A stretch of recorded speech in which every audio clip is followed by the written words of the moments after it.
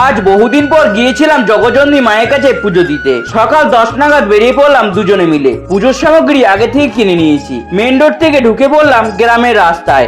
আর একটু পরে আছে মায়ের স্থানটা। আমরা দুজনে বাইক নিয়ে ঢুকে পড়লাম মায়ের স্থানে। ওই যে সামনে যেটা দেখা যাচ্ছে ওটাই হচ্ছে মায়ের স্থান। দেখো দুজনে মিলে মন্দির চত্বরে ঢুকে পড়েছি। মন্দির চত্বরটা গাছপালা দিয়ে ঢাকা, খুব সুন্দর জায়গাটা।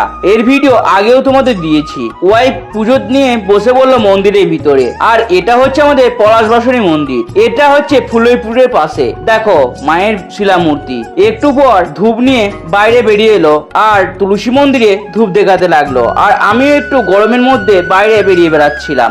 আর এই যে সেই পুকুরটা, এই পুকুরের জলটা একটু মাথাতে ঠেকাতে হয়, তাই একটু মাথাতে দিলাম। তারপর আমি বসলাম বাইরের আটচালাটায়। আর এদিকে পুজো শুরু হয়ে গেছে। ভিতরে প্রচন্ড গরম লাগছিল, তাই ওয়াইফ বাইরে বেরিয়ে এলো। তারপর আমরা দুজনে ভিতরে বসলাম পুজো দিতে। পুজো দিয়ে বেরিয়ে এসে বাইরে বাইকের কাছে চলে এলাম। এবার চললাম বাড়ির দিকে। এই মন্দিরটা কে কে দেখেছো কমেন্টে অবশ্যই জানিও।